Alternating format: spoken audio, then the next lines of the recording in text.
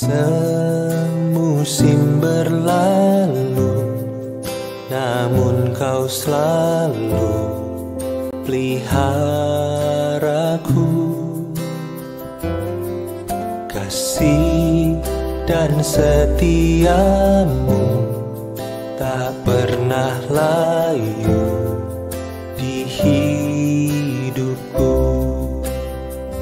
Lebih luas dari samudra, kebaikanmu Bapa takkan habis di hidupku. Lebih tinggi dari cakrawala, tak terbatas kasih-Mu. Sungguh ku bersyukur.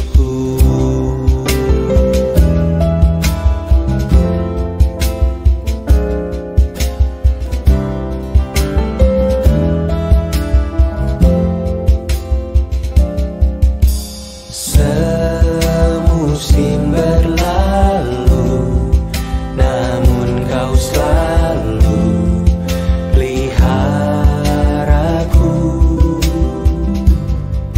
Kasih dan setiamu tak pernah layu di hidupku. Lebih luas dari samudra, kebaikanmu Bapa takkan habis di hidupku. Lebih tinggi dari cakrawala, tak terbatas kasih-Mu. Sungguh ku bersyukur.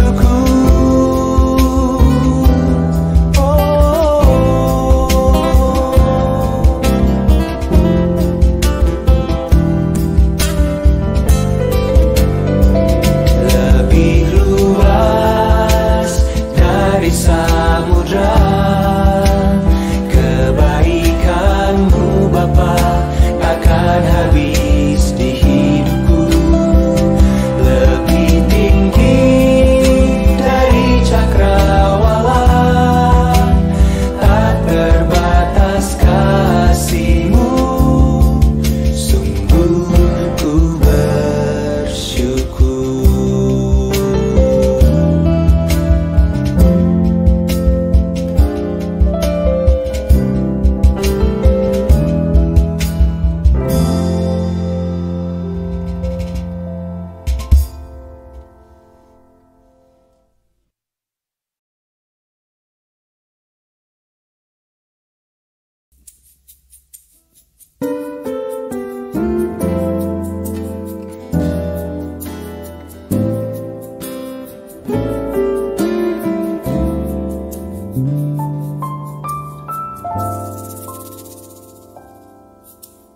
Semusim berlalu, namun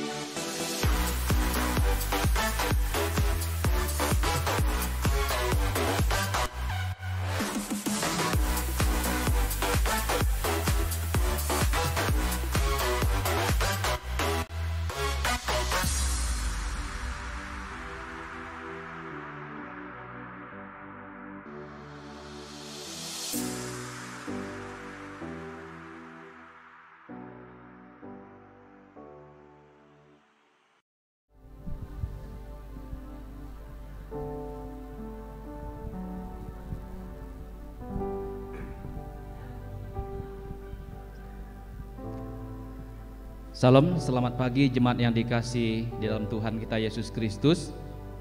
Kita bersyukur pagi hari ini Tuhan memanggil kita untuk datang dalam ibadah Mari kita bersama-sama mengambil doa teduh di hadapan Tuhan sebelum lebih jauh kita masuk ke dalam ibadah kita pada pagi hari ini.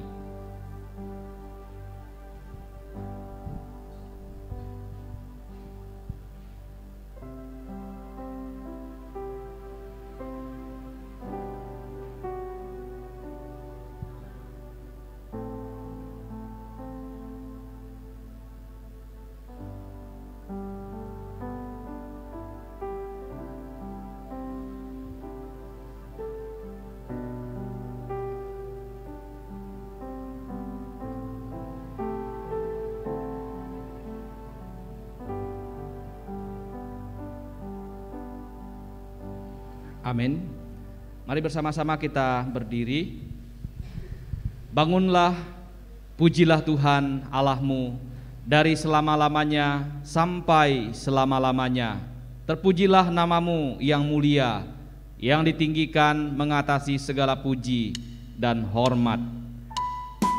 Oh Tuhanku yang kukasihi, jiwaku menyembah kepadamu. Mari bersama-sama kita naikkan pujian Tuhan yang kukasihi.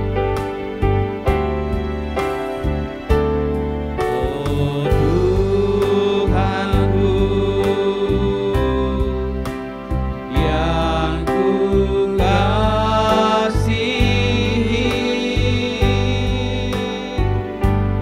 jiwaku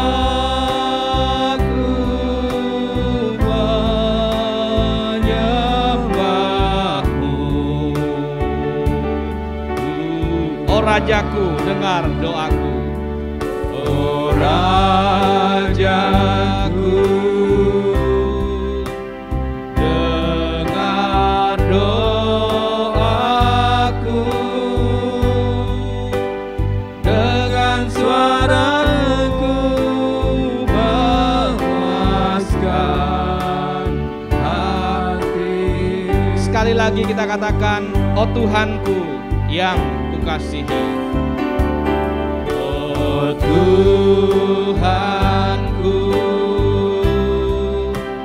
yang kukasihi,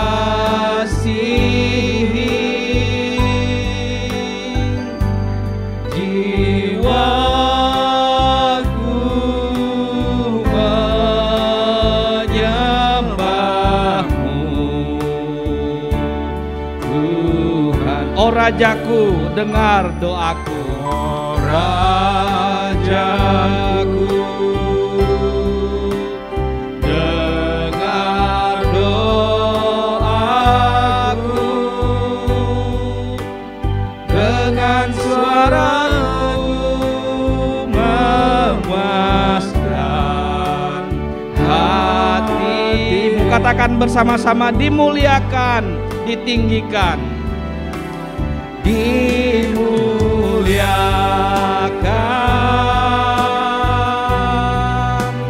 ditinggikan, Yesus Tuhan, Kau Rajaku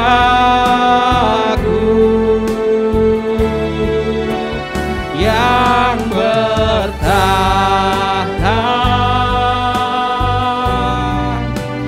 yang berkuasa.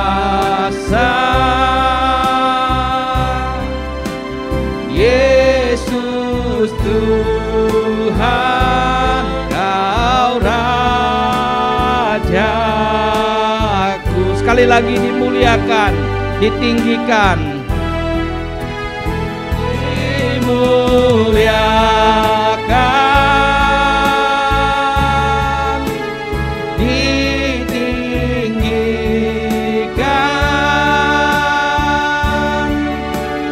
Yesus Tuhan, Kau Rajaku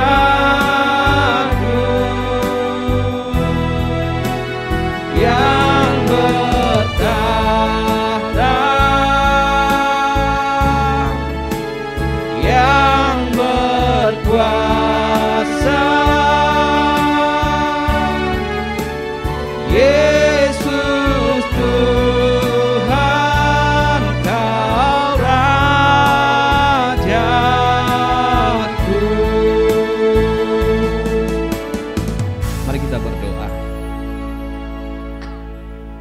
Benar ya Tuhan, Engkau yang layak ditinggikan, dipuji, karena segala pujian, hormat, kemuliaan hanya bagi nama Tuhan yang bertahta di surga, di bumi. Biarlah Tuhan berkat-Mu turun memberkati ibadah kami dari awal sampai akhir, memberkati pemberitaan firman, memberkati setiap kami semua jemaat Tuhan yang datang menyembah kepada-Mu. Di dalam nama Tuhan Yesus kami memulai ibadah kami. Amin. Jemaat Tuhan silakan untuk duduk. Saat ini kita ada waktu datang kepada Tuhan. Kita masuk di dalam doa pengakuan dosa. Sambil kita mengambil waktu mempersiapkan hati kita masuk dalam pengakuan dosa, Singer akan menyanyikan pujian Kuasa Salib-Mu.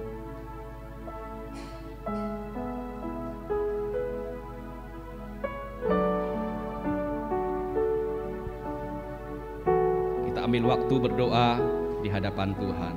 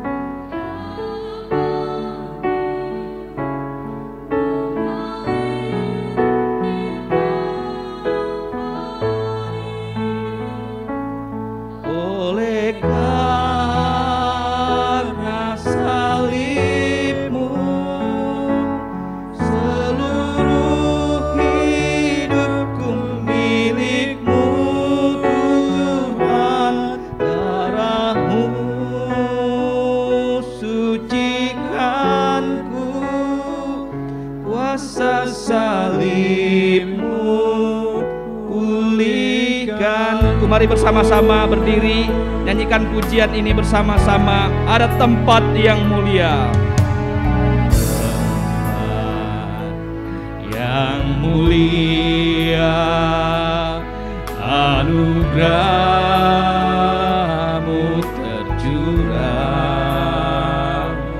Kau berikan hidup-Mu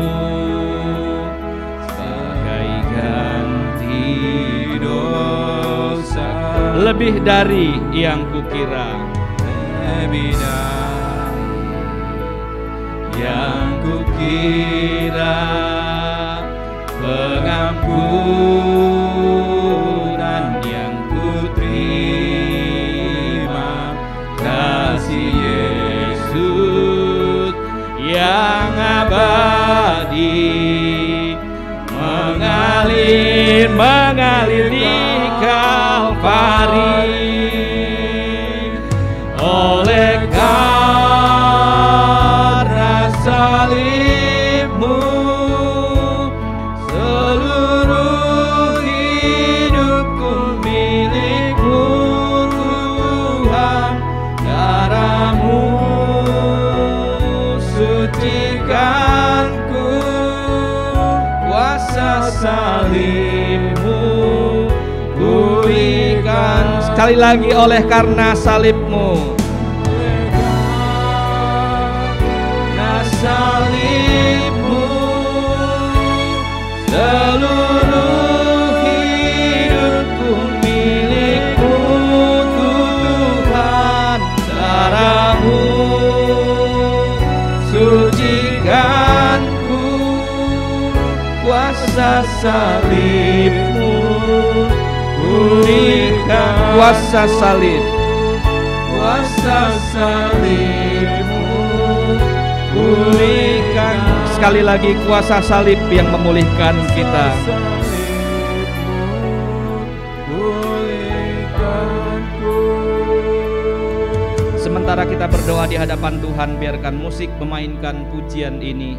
Dan firman Tuhan berkata kepada setiap kita, sesungguhnya tangan Tuhan tidak kurang panjang untuk menyelamatkan, dan pendengarannya tidak kurang tajam untuk mendengar. Tetapi yang merupakan pemisah antara kamu dan Allahmu ialah segala kejahatanmu, dan yang membuat dia menyembunyikan diri terhadap kamu sehingga ia tidak mendengar ialah segala dosa-dosamu. Mari kita datang kepada Tuhan memohon ampun atas setiap dosa dan pelanggaran yang sudah kita buat di hadapan Tuhan.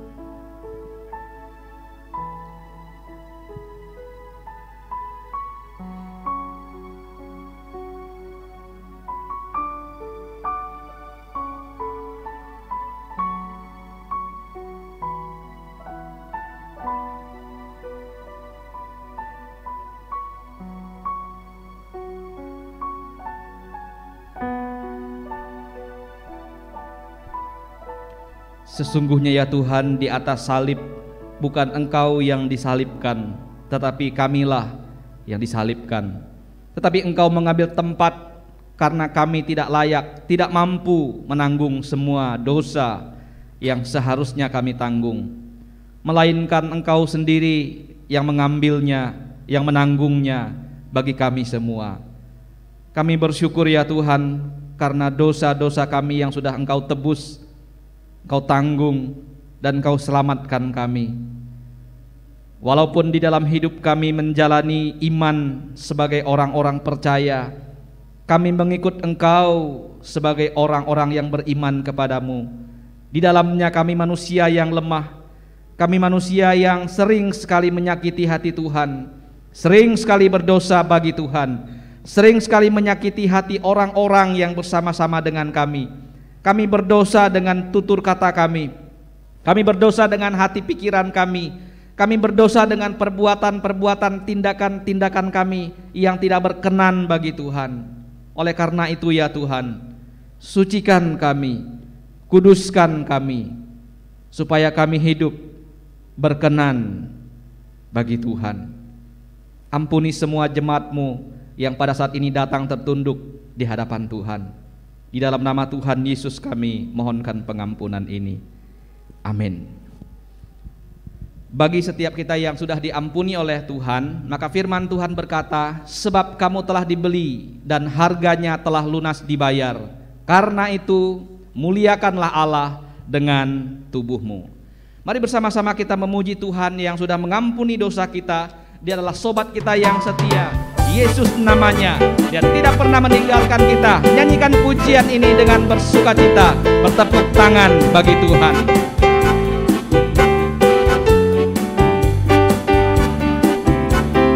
Ada satu sobatku yang setia,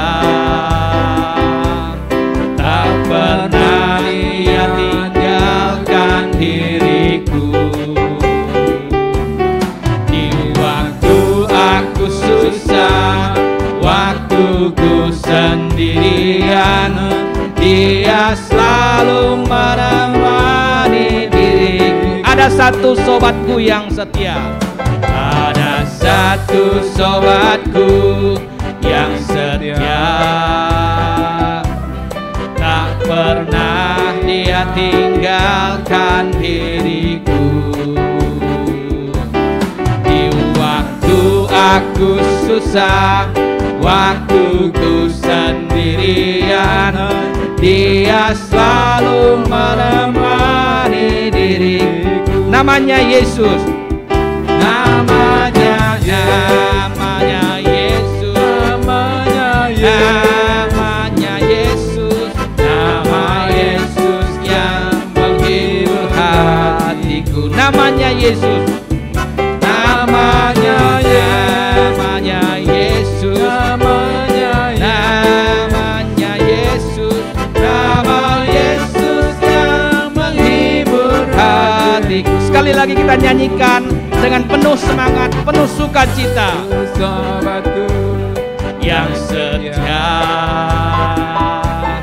tak pernah Dia tinggalkan diriku. Di waktu aku susah, waktuku sendirian, Dia selalu menemani diriku. Namanya Yesus, namanya Yesus, namanya Yesus, nama Yesus yang menghibur hatiku. Namanya Yesus, namanya Yesus, namanya Yesus, nama Yesus yang menghibur hati. Sekali lagi katakan namanya Yesus, namanya Yesus, namanya Yesus, nama Yesus yang menghibur hatiku. Namanya Yesus, namanya Yesus, namanya Yesus, nama Yesus yang menghibur hati. Nama Yesus yang menghibur, nama Yesus yang menghibur hatiku. Amin. Sebagai orang-orang yang sudah ditebus, mari kita datang mengaku iman percaya kita dengan mengatakan pengakuan iman rasuli. Aku percaya kepada Allah, Bapa yang Maha Kuasa, Khalik langit dan bumi, dan kepada Yesus Kristus, anaknya yang tunggal Tuhan kita, yang dikandung daripada Roh Kudus, lahir dari anak darah Maria, yang menderita sengsara di bawah pemerintahan Pontius Pilatus, disalibkan, mati dan dikuburkan, turun ke dalam kerajaan maut, pada hari yang ketiga bangkit pula dari antara orang mati, naik ke surga, duduk di sebelah kanan Allah, Bapa yang Maha Kuasa, dan dari sana Ia akan datang untuk menghakimi orang yang hidup dan yang mati. Aku percaya kepada Roh Kudus, gereja yang kudus dan am, persekutuan orang kudus, pengampunan dosa, kebangkitan tubuh, dan hidup yang kekal. Amin. Jemaat Tuhan, silakan duduk kembali. Kita akan bersama-sama mendengarkan firman Tuhan. Satu pujian menghantar kita masuk dalam pemberitaan firman, pujian sejati.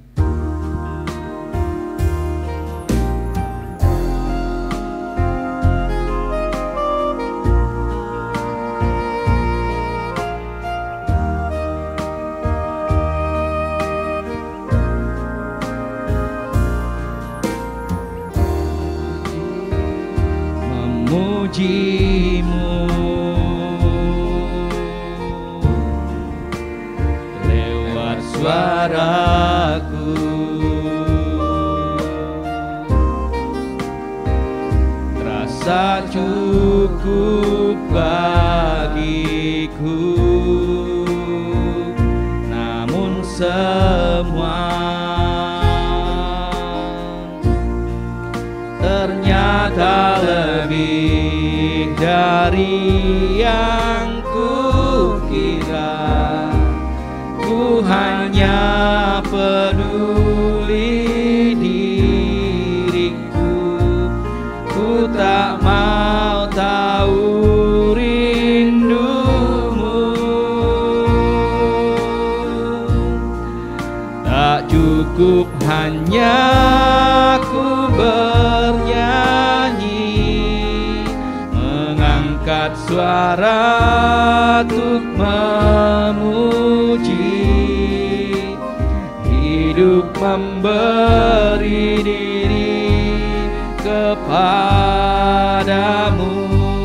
Itu kerinduanku, tak cukup mulut yang memuji,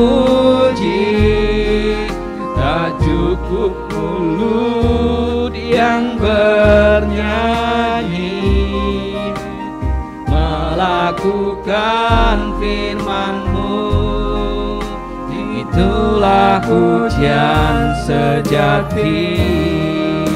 Memuji-Mu lewat suaraku.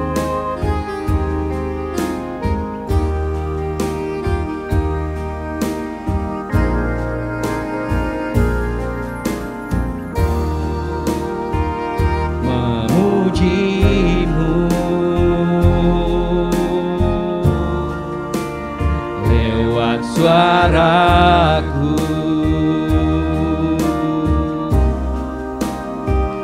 Terasa cukup bagiku, namun semua ternyata lebih dari yang kukira. Ku hanya peduli diriku, ku tak mau tahu rindumu. Tak cukup hanya ku bernyanyi, mengangkat suara untuk memuji. Hidup memberi diri kepadamu, itu kerinduanku. Tak cukup mulut yang memuji, tak cukup mulut yang bernyanyi, melakukan firman-Mu, itulah pujian sejati. Tak cukup hanya ku bernyanyi, tak cukup hanya ku bernyanyi, mengangkat suara untuk memuji. Hidup memberi diri kepadamu, itu kerinduanku. Tak cukup mulut memuji, tak cukup mulut yang bernyanyi, melakukan firman-Mu, itulah pujian sejati.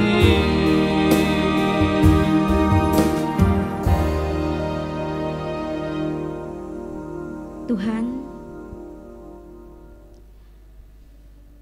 saat ini kami datang kepadamu.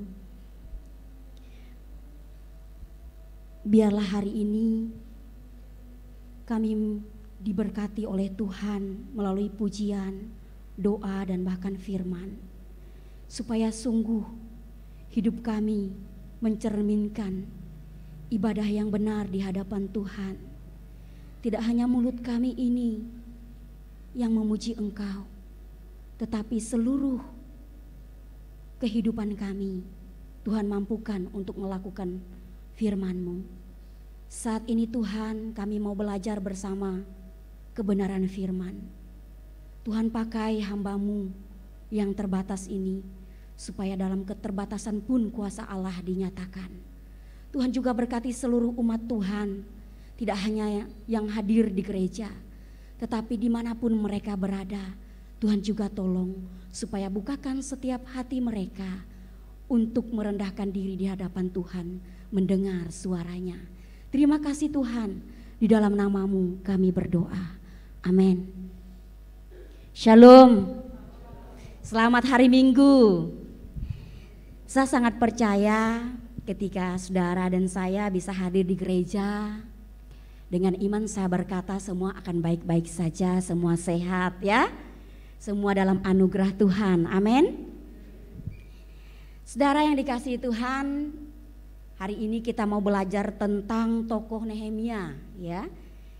Diberikan tema kepada kita untuk kita pelajari bersama, pembaharuan ibadah dalam kebenaran ya. Kita bisa melihat Nehemia pasal 13 ayat 4 sampai dengan ayat yang ke-28. Kira-kira 25 menit 25 ayat, cuman agak cukup panjang kalimat demi kalimat di ayat ini. Sebab itu saudara, Saya tidak mengajak jemaat Tuhan untuk membaca silih berganti, tapi saya akan membacanya. Bapak Ibu boleh memperhatikan dengan baik, karena semua ayat yang saya bacakan ini nanti yang akan kita pelajari ya di dalam isi khotbah. Mari kita perhatikan bersama-sama. Firman Tuhan berkata, tetapi sebelum masa itu Imam Eliasib yang diangkat untuk mengawasi bilik-bilik rumah Allah kami dan yang mempunyai hubungan erat dengan Tobia menyediakan sebuah bilik besar bagi Tobia itu. Sebelumnya orang membawa ke bilik itu korban sajian, kemenyan, perkakas-perkakas dan persembahan persepuluhan daripada gandum, anggur dan minyak yang menjadi hak orang-orang Lewi, para penyanyi dan para penunggu pintu gerbang, dan persembahan khusus bagi para imam. Ketika peristiwa itu terjadi, aku tidak ada di Yerusalem karena pada tahun ke-32 pemerintahan Artasasta, Raja Babel, aku pergi menghadap raja. Tetapi sesudah berapa waktu aku minta izin dari raja untuk pergi, lalu aku tiba di Yerusalem dan melihat kejahatan yang dibuat Eliasib untuk keuntungan Tobia. Sebab bagi Tobia ini telah disediakannya sebuah bilik di pelataran rumah Allah. Aku menjadi sangat kesal, lalu kulempar semua perabot rumah Tobia keluar bilik itu. Kemudian kusuruh tahirkan bilik itu. Sesudah itu kubawa kembali ke sana perkakas-perkakas rumah Allah, korban sajian dan kemenyan. Juga aku dapati bahwa sumbangan-sumbangan bagi orang-orang Lewi tidak pernah diberikan, sehingga orang-orang Lewi dan para penyanyi yang bertugas masing-masing lari ke ladangnya. Aku menyesali para penguasa, kataku, mengapa rumah Allah dibiarkan begitu saja? Lalu kukumpulkan orang-orang Lewi itu dan kukembalikan pada tempatnya. Maka seluruh orang Yehuda membawa lagi persembahan persepuluhan daripada gandum, anggur dan minyak perbendaharaan. Sebagai pengawas-pengawas perbendaharaan kuangkat Imam Selemia dan Syadok, seorang ahli kitab, dan Pedaya seorang Lewi, sedang Hanan bin Sakur bin Matanya diperbantukan kepada mereka. Karena orang-orang itu dianggap setia, mereka diserahi tugas untuk mengurus pembagian kepada saudara-saudara mereka. Ya Allahku, ingatlah kepadaku karena hal itu dan janganlah hapuskan segala perbuatan bakti yang telah kulakukan terhadap rumah Allahku dan segala pelayanan di dalamnya. Pada masa itu kulihat di Yehuda orang-orang mengirik, memeras anggur pada hari Sabat. Pula orang-orang membawa berkas-berkas gandum dan memuatnya di atas keledai, juga anggur, buah anggur dan buah ara dan berbagai muatan yang mereka bawa ke Yerusalem pada hari Sabat. Aku memperingatkan mereka ketika mereka menjual bahan-bahan makanan. Juga orang Tirus yang tinggal di situ membawa ikan dan berbagai barang dagangan dan menjual itu kepada orang-orang Yehuda pada hari Sabat, bahkan di Yerusalem. Lalu aku menyesali pemuka-pemuka orang Yehuda. Kataku kepada mereka, kejahatan apa yang kamu lakukan ini dengan melanggar kekudusan hari Sabat? Bukankah nenek moyangmu telah berbuat demikian sehingga Allah tidak mendatangkan seluruh malapetaka ini atas kita dan atas kota ini? Apakah kamu bermaksud memperbesar murka yang menimpa Israel dengan melanggar kekudusan hari Sabat? Kalau sudah remang-remang di pintu-pintu gerbang Yerusalem menjelang hari Sabat, kusuruh tutup pintu-pintu dan kuperintahkan supaya jangan dibuka sampai lewat hari Sabat. Dan aku tempatkan beberapa orang dari anak buahku di pintu-pintu gerbang supaya tidak ada muatan yang masuk pada hari Sabat. Tetapi orang-orang yang berdagang berjualan rupa-rupa barang itu kemudian bermalam juga di luar tembok Yerusalem 1-2 kali. Lalu aku memperingatkan mereka, kataku, mengapa kamu bermalam di depan tembok? Kalau kamu berbuat itu sekali lagi akan kukenakan tanganku kepadamu. Sejak waktu itu mereka tidak datang lagi pada hari Sabat. Juga kusuruh orang-orang Lewi mentahirkan dirinya dan datang menjaga pintu-pintu gerbang untuk menguduskan hari Sabat. Ya Allahku, ingatlah kepadaku juga karena hal itu, dan sayangilah aku menurut kasih setiamu yang besar.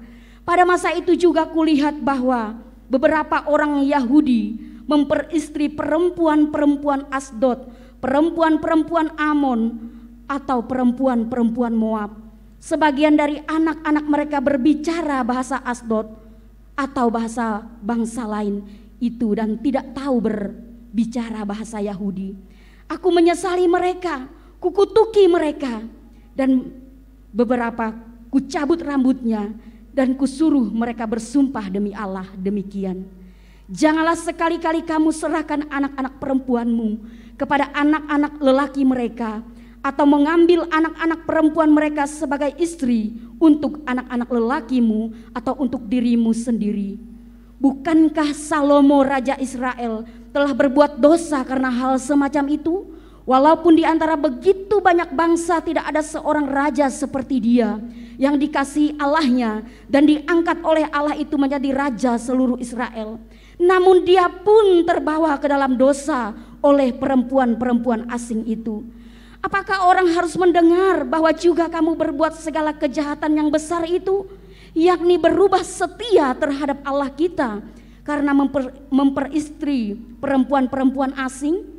Seorang dari anak-anak Yoyada bin Eliasib, imam besar itu, adalah menantu Sanbalat orang Horoni itu. Oleh sebab itu kuusir dia daripadaku. Saudara, sekian panjang pembacaan ini kisah yang sangat luar biasa terjadi di dalam kehidupan bangsa Israel. Saudara yang dikasihi Tuhan, hanya orang atau pemimpin yang benar yang mampu menegakkan kebenaran. Siapa dia di dalam tokoh ini? Dia adalah Nehemia. Saudara yang dikasihi Tuhan, sebagai masyarakat Indonesia, bahkan kita adalah orang Kristen, anak-anak Tuhan, pasti setiap kita mengharapkan setiap para pemimpin bangsa ini memiliki tekad yang benar, berpikir yang benar, dan melakukan perbuatan yang benar. Supaya apa? Supaya bangsa Indonesia semakin maju ke arah yang lebih baik. Termasuk para pemimpin gereja, jemaat, hamba Tuhan, pemimpin-pemimpin gereja, pengurus-pengurus gereja juga pun diharapkan menjadi pribadi-pribadi yang benar dalam setiap tindakannya. Supaya apa, saudara yang dikasihi Tuhan? Supaya bisa memajukan gereja ini, supaya bisa membuat Tuhan senang, supaya membuat kita bertumbuh di dalam Tuhan, supaya membuat gereja ini mengarah ke arah yang lebih baik, ke arah yang benar menurut Tuhan. 25 tahun menuju ke 26 tahun. Bagaimana gereja kita, saudara? Ya, kita dituntut menjadi jemaat yang benar, menjadi pengurus yang benar, menjadi hamba Tuhan yang benar, menjadi aktivis yang benar. Dan di dalam semuanya itu satu tujuan, untuk gereja Tuhan dan nama Tuhan yang dimuliakan. Saudara yang dikasihi Tuhan, hanya orang benar atau seorang pemimpin yang benar yang mampu menegakkan kebenaran.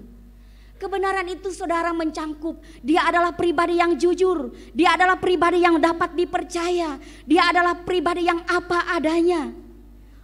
Orang yang tidak suka berbohong, orang yang berani melawan kejahatan, orang yang tidak kompromi dengan dosa.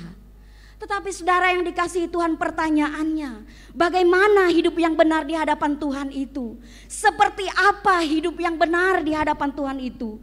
Saudara yang dikasihi Tuhan, dalam bacaan nas Alkitab kita saat ini menceritakan seorang tokoh yang bernama Nehemia. Nehemia adalah seorang yang benar, saudara.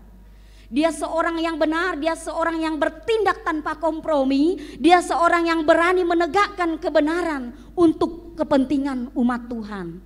Ini yang ideal banget ya, seorang pemimpin yang sangat luar biasa, dan saya kira masih bisa didapati saat ini, amin. Khususnya anak-anak Tuhan dan jemaat Tuhan. Saudara yang dikasihi Tuhan, selama ketidakhadiran Nehemia pada waktu itu di Yerusalem, karena Nehemia cukup lama berada di Yehuda, ya. telah terjadi banyak hal di Yerusalem, ya. Banyak hal yang tidak baik terjadi di sana. Banyak hal yang membuat ibadah tidak berjalan dengan baik. Karena ada orang-orang yang ternyata tidak setia di dalamnya. Karena ternyata ada orang-orang yang hanya hidup mementingkan diri sendiri. Karena ternyata ada orang-orang yang tidak peduli dengan para pengurus gereja dan hamba-hamba Tuhan. Karena juga di dalam gereja ternyata ada orang-orang yang dipakai Tuhan melayani, tetapi dia tidak peduli juga dengan keadaan gereja pada waktu itu. Tidak ada dia melihat hal yang benar ketika dia meninggalkan Yerusalem pada waktu itu. Tetapi saudara yang dikasihi Tuhan, ketika dia balik untuk yang kedua kalinya, dia mendapati hal yang tidak benar terjadi. Mari saudara kita perhatikan. Kita perhatikan pembaharuan ibadah yang benar seperti apa sih yang dilakukan oleh Nehemia pada waktu itu bagi umat Tuhan yang ada di Yerusalem. Tentu saudara ada beberapa hal yang akan kita pelajari bersama-sama hari ini. Yang harus kita pahami, yang harus kita mengerti dan punya kerendahan hati untuk dikoreksi firman ini. Kalau ini juga terjadi di dalam gereja kita. Kalau ini terjadi juga di dalam pribadi kita. Tapi saya percaya jemaat GKY Siantan tidak seperti orang-orang ini ya. Kita seperti Nehemia saja ya. Saudara yang dikasihi Tuhan, pembaharuan ibadah dalam kebenaran. Apa yang harus dibaharui?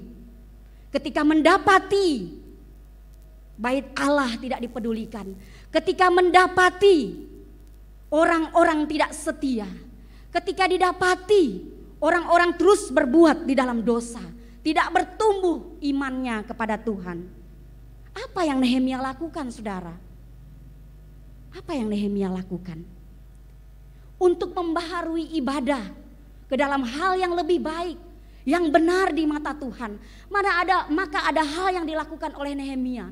Saudara perhatikan yang pertama di ayat 4 sampai ayat yang ke-9, Nehemia melakukan sesuatu yang sangat tepat menurut saya ketika saya pelajari. Yang pertama-tama itu dia memurnikan rumah Tuhan. Lalu kita bertanya, kenapa rumah Tuhan harus dimurnikan? Dan bagaimana caranya? Kita bertanya saudara. Saudara yang dikasihi Tuhan, banyak hal yang terjadi pada waktu itu saudara. Ketika Nehemia tidak ada. Saudara, sebagai imam ada yang namanya di dalam kisah, di dalam nas ini, Eliasib, saudara yang dikasihi Tuhan. Dia ternyata adalah imam besar. Tetapi saudara tahu dia imam besar tapi dia berkompromi dengan mengizinkan Tobia memasukkan barang-barang pribadi ke dalam rumah Tuhan. Saudara, Tobia ini adalah teman akrabnya, teman baiknya, dan dia juga dulunya adalah musuh orang Yehuda. Artinya sebenarnya dia bukan orang Israel, saudara ya. Lalu apa yang terjadi? Sebagai temanku yang sangat baik, mungkin begitu kira-kira imam besar Eliasib berpikir, maka dia menyediakan segala sesuatunya untuk temannya ini.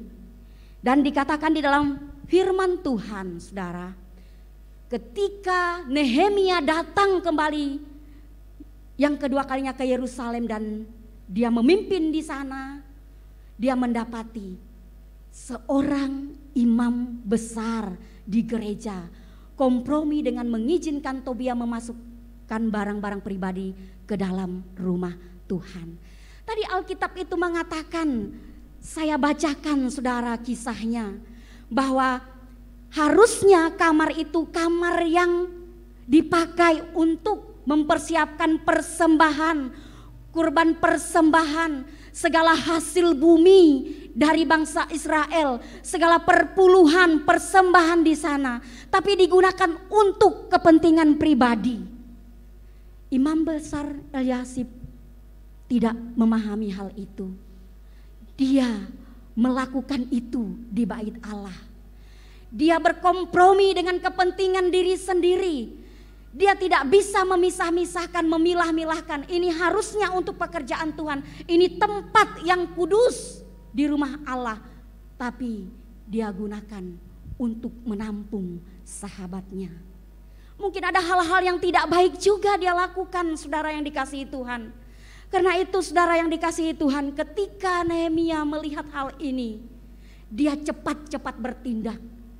Dia sangat marah kepada Eliasib dan juga kepada Tobia. Kenapa melakukan hal seperti ini sementara ini adalah bait suci? Ini bilik yang dikhususkan untuk persembahan yang disediain untuk para pelayan-pelayan Tuhan. Untuk persembahan untuk rumah Tuhan. Tapi tempat itu digunakan untuk tempat tinggal pribadi sahabatnya Eliasib, yaitu Tobia. Saudara yang dikasihi Tuhan, pada waktu itu tidak hanya marah kepada Eliasib, tapi juga marah kepada Tobia. Dan Alkitab tadi mengatakan semua barang pribadi daripada Tobia yang disediakan oleh Eliasib, semua dibuang oleh Nehemia.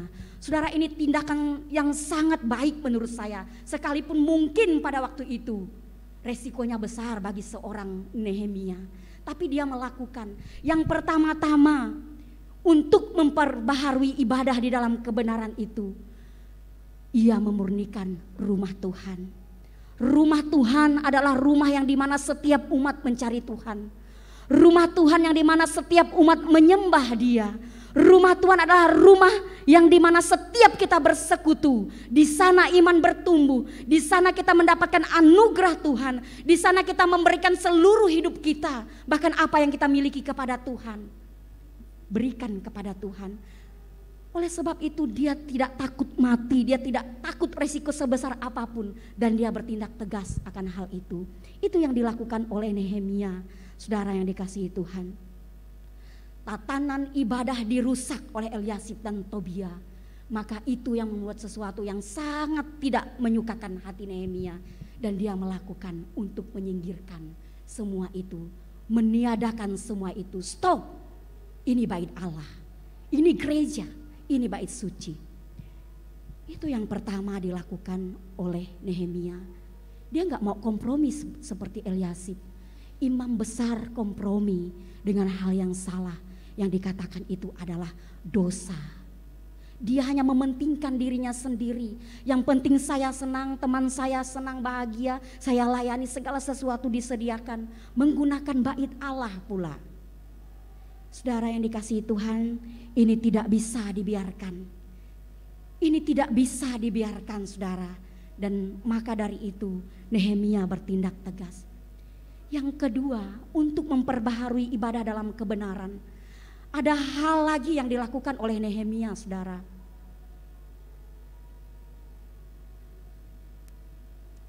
Nehemia melawan orang yang mementingkan diri sendiri. Itu sangat jelas di ayat 10 sampai dengan ayat yang ke-14. Saudara, ketika dosa kepentingan diri sendiri menguasai orang-orang yang penting, maksud saya pengurus-pengurus yang ada di gereja, di bait Allah, aktivis-aktivis yang ada di dalam gereja, hamba-hamba Tuhan, tidak ada lagi yang mempedulikannya, saudara. Sibuk dengan diri sendiri, maka apa yang terjadi pada waktu itu? Ketika tidak ada pelayan yang sungguh-sungguh melayani Tuhan di gereja, bisakah gereja bertumbuh, saudara? Bisakah jemaat kita sampai hari ini yang saya lihat tetap setia percaya kepada Tuhan, mau bertumbuh di gereja ini? Saudara, pengurus gereja, pemimpin gereja, hamba Tuhan dalam gereja, manusia yang juga membutuhkan yang namanya kehidupan jasmani, makanan, minuman, pakaian. Tetapi apa yang terjadi ketika Nehemia datang pada waktu itu? Orang Lewi yang memang sudah dikhususkan pelayan-pelayan di dalam bait Allah, mengatur seluruh tata ibadah. Apa yang terjadi? Ketika dosa kepentingan diri sendiri ada di dalam gereja, maka tidak ada yang namanya saling memperhatikan, tidak ada yang namanya saling berbagi, tidak ada. Dan itu yang terjadi pada waktu itu. Karena imam besar sendiri sudah tidak benar pada waktu itu. Nehemia mendapati ketika dia balik untuk kedua kalinya menjadi gubernur di Yerusalem itu. Orang Lewi kembali bekerja di ladang. Kenapa mereka kembali di sana? Kenapa saudara? Karena mereka sudah tidak dapat apa-apa lagi. Mereka sudah tidak diperhatikan, sementara anak, istri, suami, keluarga membutuhkan untuk makan. Kebutuhan sehari-hari semakin hari mungkin semakin berat begitu. Tapi saudara, maka dari itu akhirnya apa yang mereka lakukan saudara? Mereka kembali lagi di ladang. Karena mereka sudah tidak menerima persembahan yang seharusnya menjadi hak mereka sebagai penata layan, sebagai orang-orang yang dipercaya di bait Allah pada waktu itu. Dan itu awalnya memang sudah dikhususkan buat mereka. Tetapi ketika dosa kepentingan diri sendiri ada di dalam bait Allah pada waktu itu, mereka sudah tidak bisa mendapatkan haknya lagi. Bahkan apa? Rumah Allah, bait Allah pun tidak dipedulikan. Tidak hanya orang-orang pelayannya di dalamnya, tapi rumah Allah pun tidak terurus. Kemungkinan besar sudah tidak ada terjadi di sana mungkin ibadah, persekutuan, kebersamaan sudah tidak ada. Kering kerontang. Sangat menyedihkan saudara, sangat menyedihkan. Di bait Allah menjadi bait yang dimana orang sudah tidak lagi mencari Allah. Karena itu saudara yang dikasihi Tuhan, ketika melihat hal itu terjadi, sekali lagi Nehemia tegas. Dan apa yang Nehemia lakukan? Dia mengumpulkan orang-orang yang setia, orang-orang yang masih bisa dipercaya. Atur kembali, atur untuk persembahan untuk orang Lewi, penyanyi dan lain sebagainya. Atur semua keuangan, atur semua tata ibadah dengan baik. Saudara, sekali lagi dia bertindak melawan orang yang mementingkan diri sendiri. Tidak hanya Eliasib, tidak hanya yang lain, tapi semua yang ada pada waktu itu yang tidak sesuai dengan tatanan gereja, maka itu akan dilawan oleh Nehemia. Saudara, dia tata kembali, dia kumpulkan kembali orang-orang Lewi, dia ambil orang-orang yang setia, tidak sembarangan. Dia pasti punya kebijaksanaan, dia pasti punya pertimbangan, dia melihat ini kerohaniannya lebih baik, ini orangnya setia, ini orangnya bertanggung jawab, lalu kemudian dia pilihlah orang-orang ini saudara. Pilih, atur kembali keuangan gereja, atur kembali tata ibadah, semuanya harus diperbaiki. Berikan persembahan kembali kepada orang-orang Lewi.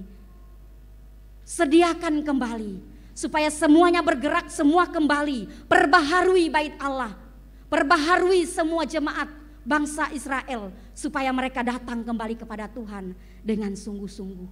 Saudara, tidak mudah untuk melakukan ini. Tapi Nehemia bertekad supaya pembaharuan ibadah terjadi bagi bangsa Israel pada waktu itu. Dan ternyata saudara yang dikasihi Tuhan, tidak cukup untuk memperbaharui ibadah dalam kebenaran itu melawan orang yang mementingkan diri sendiri.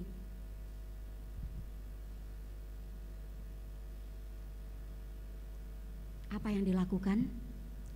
Ternyata tidak hanya bait Allah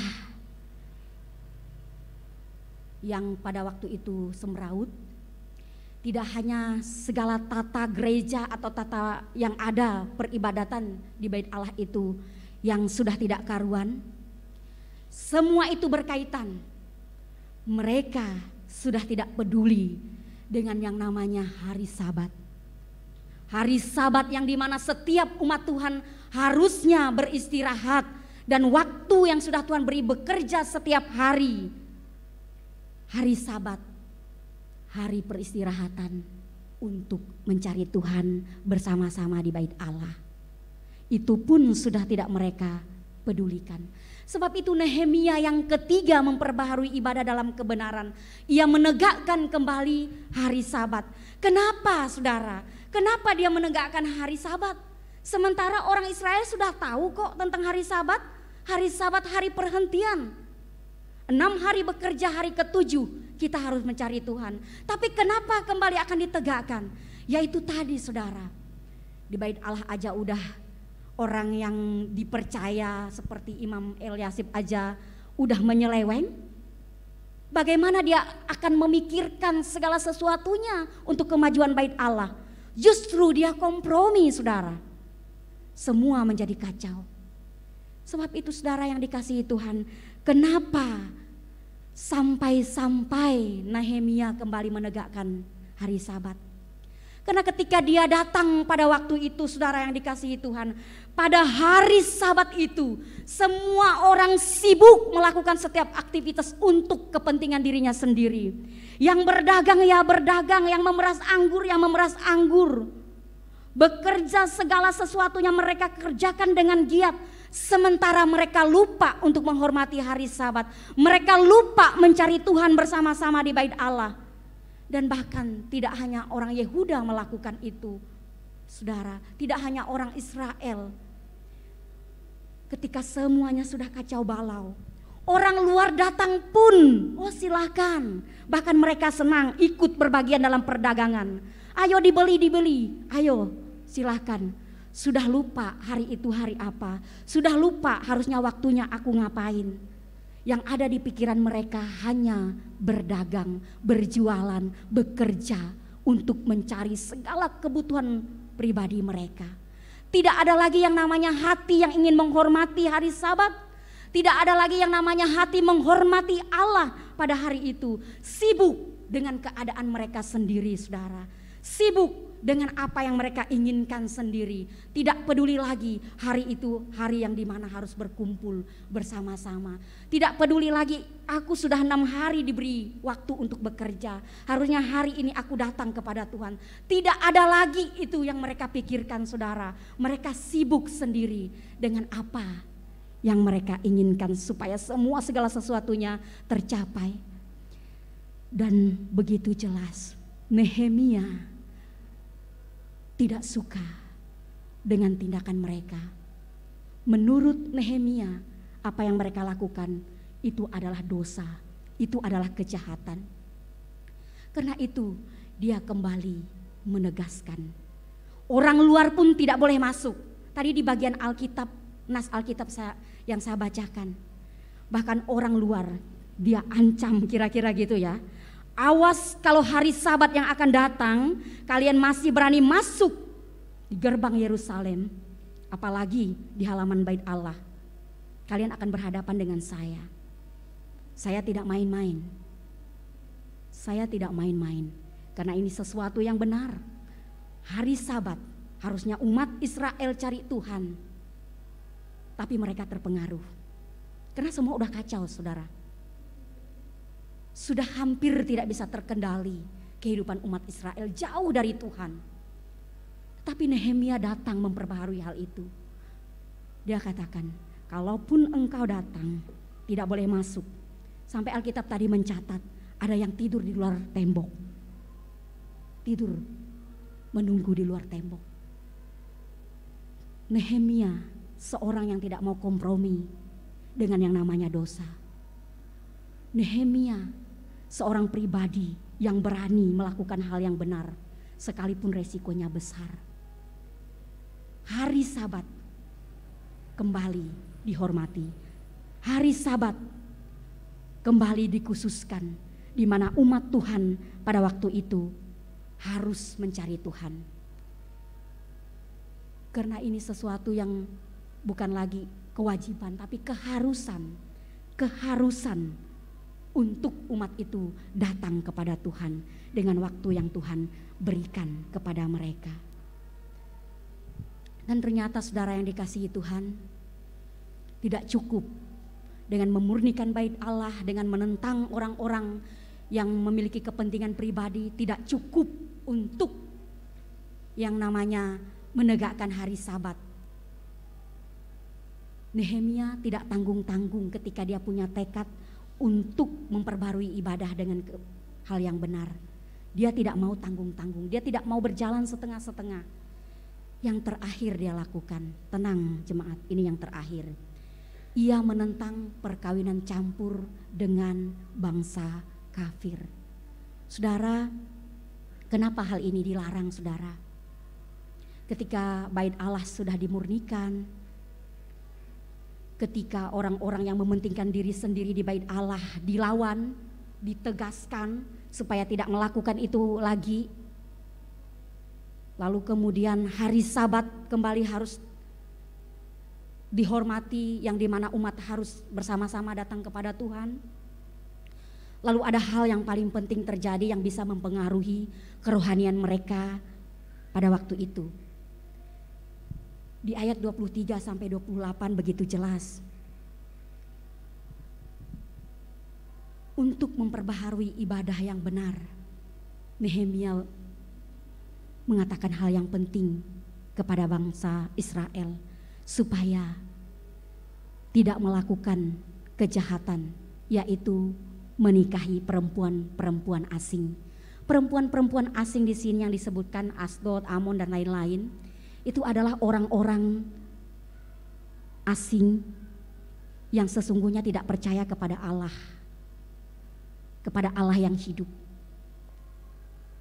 Sehingga saudara, ketika ini terjadi, Nehemia sangat tahu betul.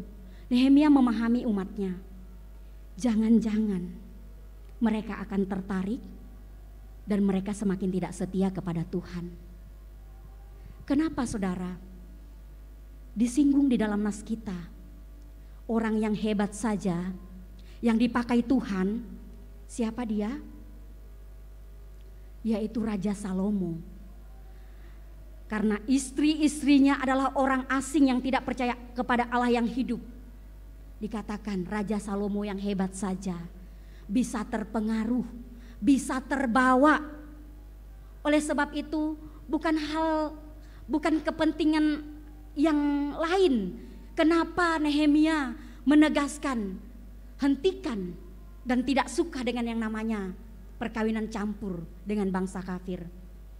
Karena takut bangsa Israel bisa tidak percaya kepada Tuhan, bisa tidak lagi beriman kepada Tuhan, bisa lagi tidak setia kepada Tuhan. Dan itu, ketidaksetiaan itu pastinya membuat jurang yang sangat lebar antara umat Tuhan dan Tuhan. Karena mana bisa dosa dan kebenaran bergabung. Kalaupun bergabung, kalau tidak hati-hati, di antara dua pihak pasti ada yang tertarik. Entahkah yang percaya Tuhan jadi tidak percaya, atau yang tidak percaya menjadi percaya. Puji Tuhan, kalau umat Israel yang percaya kepada Allah Yahweh, dia yang mempengaruhi. Tapi cilakanya kalau sampai umat Israel yang ditarik, dan itu yang terjadi. Dan Raja Salomo yang paling hebat pun mengalami hal itu. Sebab itu Nehemia sangat menentang yang namanya perkawinan campur pada waktu itu terjadi di bangsa Israel. Karena itu salah satu membuat mereka tidak setia kepada Allah. Karena itu salah satu membuat mereka jauh daripada Allah pada waktu itu dan mudah dipengaruhi. Saudara yang dikasihi Tuhan. Sebab itu ini sesuatu yang sangat-sangat ditegaskan oleh Nehemia ketika dia melihat apa yang terjadi bagi umat Israel pada waktu itu. Ketika dia melihat bait suci tidak dipedulikan, ibadah tidak berjalan, hari Sabat tidak dipedulikan, kompromi dengan dosa, imam besar sendiri kompromi dengan dosa, kepentingan diri sendiri, untuk membuat diri sendiri segala sesuatu untuk kebutuhan diri sendiri. Semuanya menjadi kacau, semuanya menjadi tidak baik. Terjadi pernikahan campur, perkawinan campur, membuat mereka semakin tidak setia kepada Tuhan. Dan itu yang didapati Nehemia pada waktu itu. Sebab itu saudara yang dikasihi Tuhan, Nehemia menegaskan hal itu supaya tidak ada lagi terjadi yang namanya perkawinan campur di bangsa Israel dengan bangsa kafir pada waktu itu. Saudara yang dikasihi oleh Tuhan, Nehemia seorang yang benar, seorang yang bertanggung jawab, seorang yang punya kerinduan untuk memperbaharui keadaan yang sudah rusak pada waktu itu. Seorang yang benar dalam hidupnya, seorang yang benar di hadapan Tuhan, tidak akan pernah takut, tidak akan pernah ragu-ragu untuk menegur yang salah. Seorang yang benar, pemimpin yang benar, hamba Tuhan yang benar, jemaat yang benar, pengurus aktivis yang benar, tidak akan pernah kompromi yang namanya dosa. Tidak akan pernah kompromi. Seorang yang benar di hadapan Tuhan akan berani tegas menentang segala yang namanya dosa.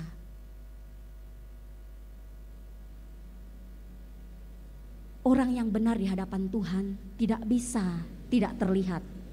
Pasti terlihat dari setiap perbuatannya, dari setiap tindakannya.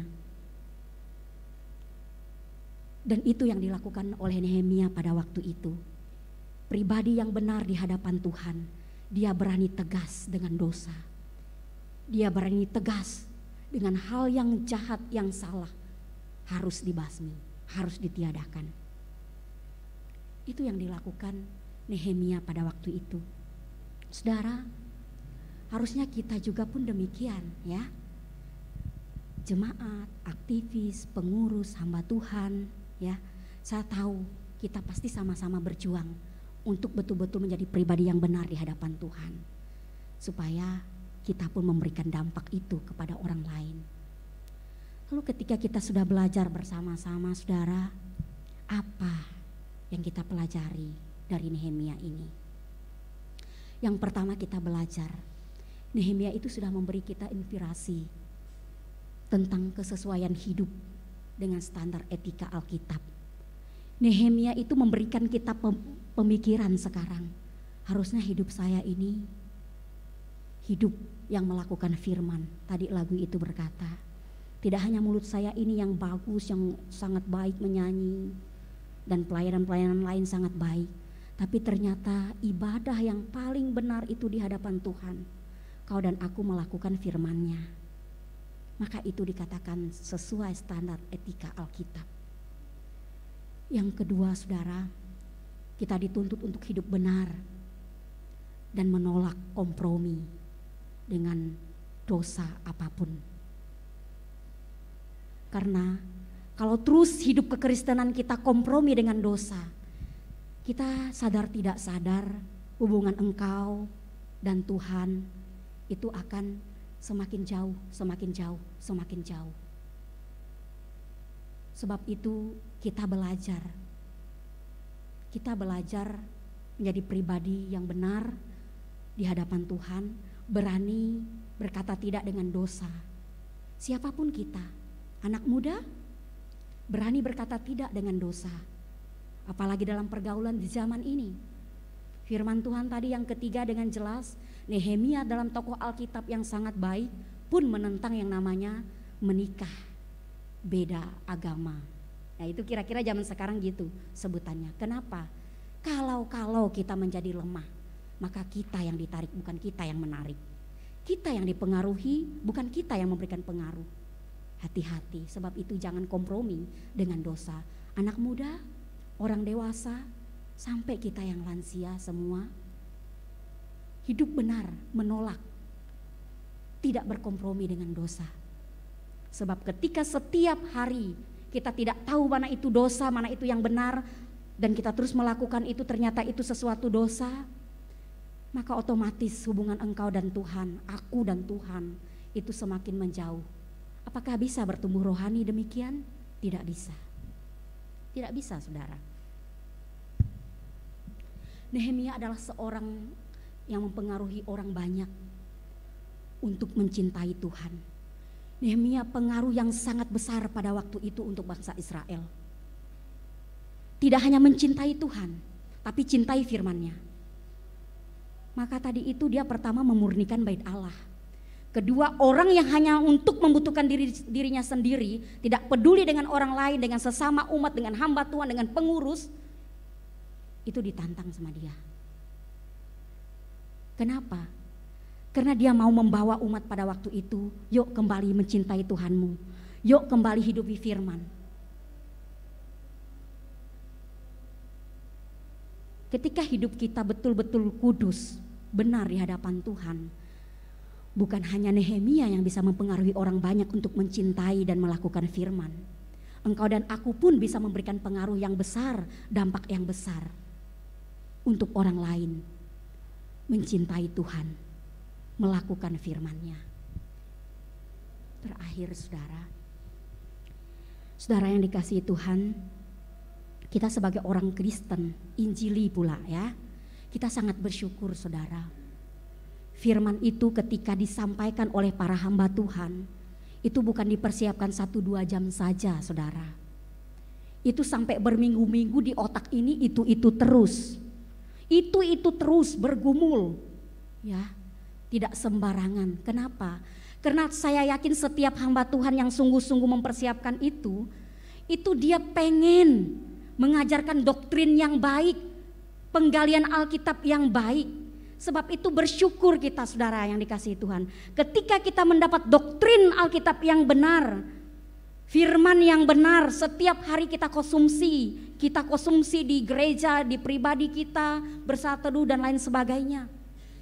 Itu membuat saudara dan saya kokoh, tidak mudah terombang-ambing. Karena arus dunia ini bukan semakin baik.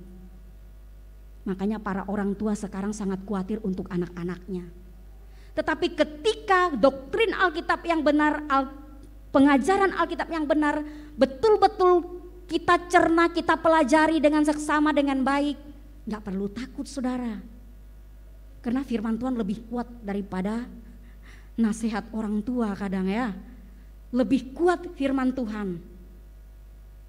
Sebab itu sangat bersyukur sebagai anak-anak Tuhan, orang percaya, orang Kristen, gereja GKY Siantan, saudara, bersyukur firman Tuhan itu terus akan menguatkan kita untuk masa depan gereja dan seterusnya, membuat kita sama-sama bertumbuh. Dan itu yang diinginkan pada waktu itu juga oleh Nehemia. Demikian juga untuk kita di zaman ini saudara. Supaya apa? Hari lepas hari gereja kita semakin baik. Bukan hanya baik di hadapan manusia, tapi kerinduan kita bersama. Gereja GKY mungkin tidak ribuan jemaatnya, tetapi dengan jemaat yang ada, ini jemaat yang murni di hadapan Tuhan. Jemaat yang sungguh-sungguh punya hati, memajukan sesamanya, memajukan gerejanya. Maka terjadilah di gereja ini ibadah yang benar. Di hadapan siapa? Di hadapan Tuhan. Biarlah kita juga menjadi pembaharu gereja yang benar di saat ini, di zaman ini. Mari kita tundukkan kepala dan kita berdoa. Tuhan, tidak ada hal yang lebih baik yang mungkin kami lakukan saat ini sebagai umat Tuhan. Ketika kami belajar firman, maka di situ kami dituntut untuk setia, tidak hanya mendengar, tapi setia untuk melakukan. Ini bukan sesuatu yang mudah untuk kami, tapi Tuhan tolong kami untuk mampu melakukan firman-Mu, supaya pembaharuan terjadi, tidak hanya di dalam gereja ini, tapi di dalam pribadi kami saat ini. Engkau mereformasi kami dengan firman-Mu hari ini Tuhan. Dan jika Engkau mendapati hal-hal yang tidak baik, seperti orang-orang yang di dalam Alkitab itu lakukan, tidak setia, tidak peduli lagi dengan hari Sabat, mementingkan diri sendiri, hari ini Tuhan, kami mohon ampunan-Mu Tuhan. Perbaharui kami, murnikan kami sekali lagi Tuhan, untuk kami boleh menjadi umat Allah yang hari ke sehari terus diperbaharui. Untuk kami boleh menjadi gereja-gereja Tuhan yang setiap saat diperbaharui, yang berpengaruh yang baik, berdampak yang baik bagi semua orang. Terima kasih buat firman-Mu hari ini. Dalam nama Yesus kami sudah berdoa. Amin.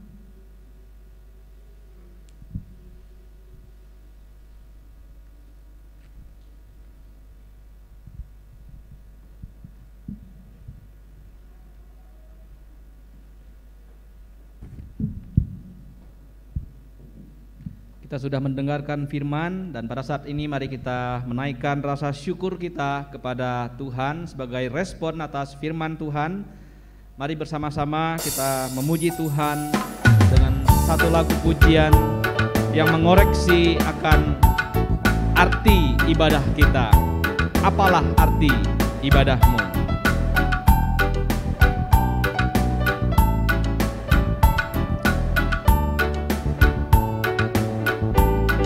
Apalah arti ibadahmu kepada Tuhan,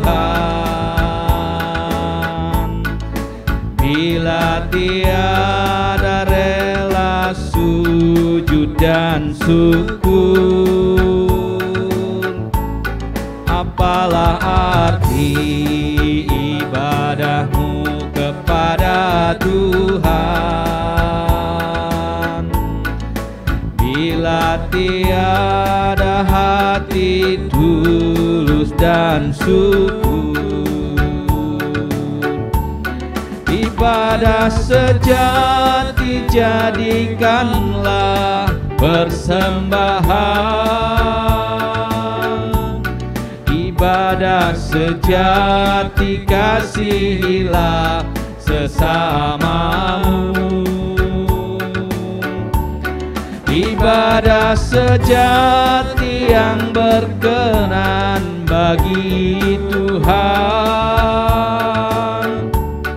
jujur dan tulus ibadah murni bagi Tuhan. Bait yang kedua, marilah ikut melayani.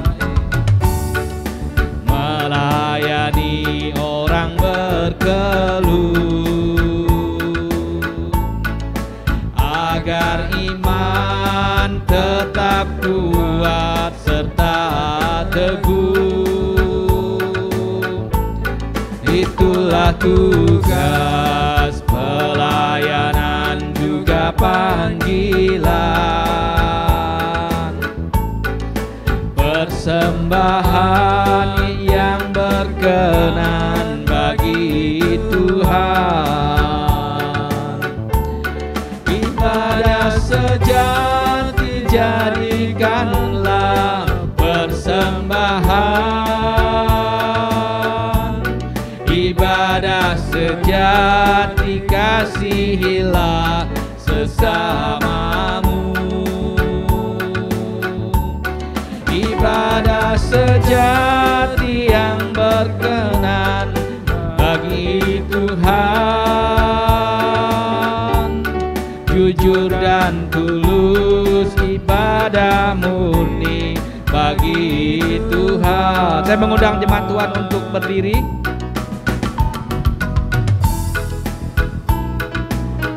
Nyanyikan pujian ini dengan bersukacita sambil kita bertepuk tangan. Kita nyanyikan bait yang ketiga. Berbahagia orang yang hidup beribadah, yang melayani orang susah dan lemah. Berbahagia orang yang hidup beribadah, yang melayani orang susah dan lemah, dan penuh kasih menolong orang yang terbeban. Itulah tanggung jawab orang beriman. Ibadah sejati, ibadah sejati jadikanlah persembahan, ibadah sejati kasihilah sesamamu.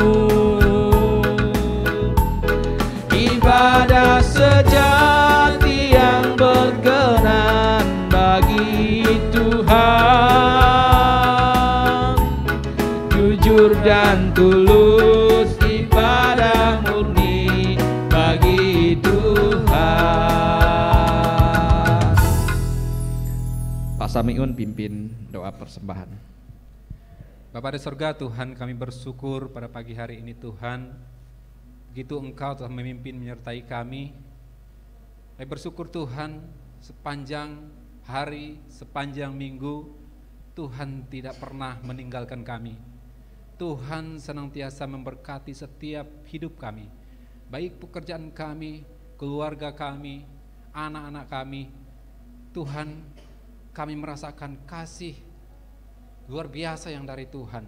Sampai saat ini kami boleh ada karena Tuhan. Pagi hari ini Tuhan, kami memberikan persembahan sebagai ungkapan syukur kami ke dalam tangan Tuhan. Bukan karena Tuhan berkekurangan, tapi ini tanggung jawab kami sebagai umat-Mu, sebagai umat ciptaan-Mu. Terima kasih Tuhan, pakailah persembahan ini untuk boleh memperluas penginjilan-Mu di tempat ini. Terima kasih Tuhan, terpujilah nama-Mu. Dalam nama Yesus kami mengucap syukur dan berdoa. Amin. Amin. Silakan jemaat Tuhan untuk duduk kembali. Mari kita mendengarkan warta pengembalaan. Kami menyambut penuh dengan sukacita setiap kita jemaat Tuhan yang boleh datang di KU yang pertama ini. Apakah di tengah-tengah kita ada jemaat atau yang pertama kali datang ke gereja di tempat ini? Kalau ada, boleh berdiri di tempat untuk kami boleh kenal.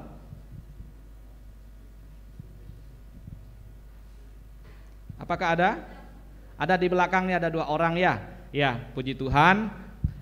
Boleh datang bersama-sama dengan kami di GKI Siantan, ibadah yang pertama. Biarlah di waktu-waktu ke depan ada waktu boleh berkunjung kembali di tempat ini. Minggu depan kita akan memasuki minggu terakhir di bulan Oktober, sekaligus peringatan Hari Reformasi Gereja. Kita akan belajar dari seorang tokoh Alkitab. Nah, penginjil Nathanael akan menyampaikan firman Tuhan, mengundang setiap kita untuk kembali boleh datang dalam ibadah minggu. Kami juga terus mengundang Bapak Ibu, saudara-saudara sekalian untuk bergabung dalam ibadah doa malam. Biarlah kita juga masing-masing boleh datang kepada Tuhan, berdoa kepada Tuhan. Bapak Ibu yang tidak bisa datang ke gereja boleh ikut di rumah masing-masing karena kami menyediakan layanan streaming. Minggu ini kita akan berbicara kembali tentang lanjutan seri tokoh Alkitab, yaitu Thomas. Bagaimana dia diubahkan ketika dia melihat bukti yang datang dari Tuhan. Penginjil Emil akan menyampaikan firman Tuhan. Mengingatkan kembali minggu depan 29 Oktober ada gathering penata layanan KU 1, 2, 3, penata layanan di sekolah minggu, penata layanan di ibadah doa malam. Semua diharapkan boleh bergabung dalam acara gathering ini untuk membicarakan pelayanan kita untuk jauh lebih baik lagi dalam waktu-waktu ke depan. Kami juga terus menghimbau jemaat untuk kembali ambil bagian dalam gerakan segenggam beras yang kita kumpulkan setiap bulan dan langsung kita salurkan kepada jemaat juga yang membutuhkan. Dan kami mengucapkan selamat ulang tahun kepada Ibu Maria di 22 Oktober 2021. Sekian warta jemaat.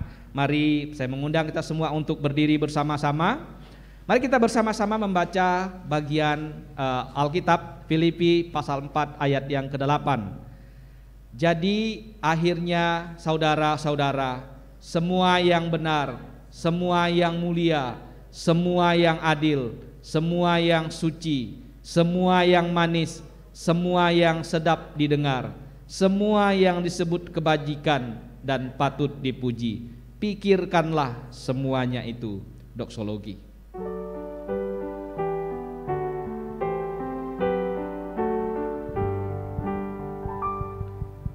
Puji Allah Bapa Putra, puji Allah Roh Kudus, ketiganya yang esa. Pohon selamat sumber berkah.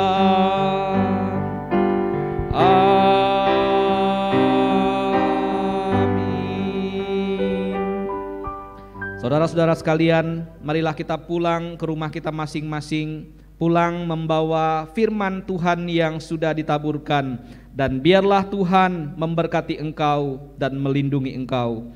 Tuhan menyinari engkau dengan wajah-Nya dan memberi engkau kasih karunia.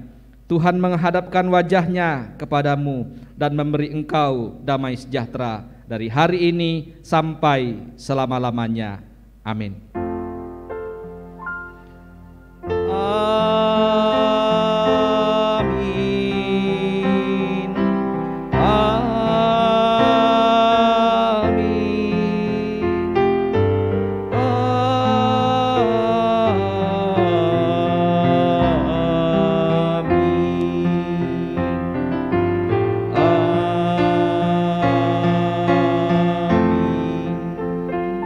Amin. Silakan duduk, ambil waktu untuk doa teduh. Ibadah kita selesai. Tuhan Yesus memberkati kita semua.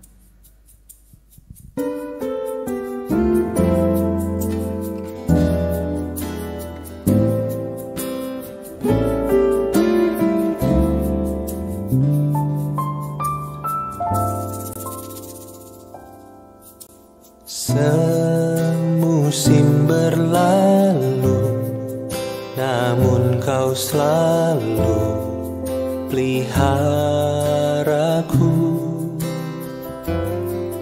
Kasih dan setiamu tak pernah layu di hidupku. Lebih luas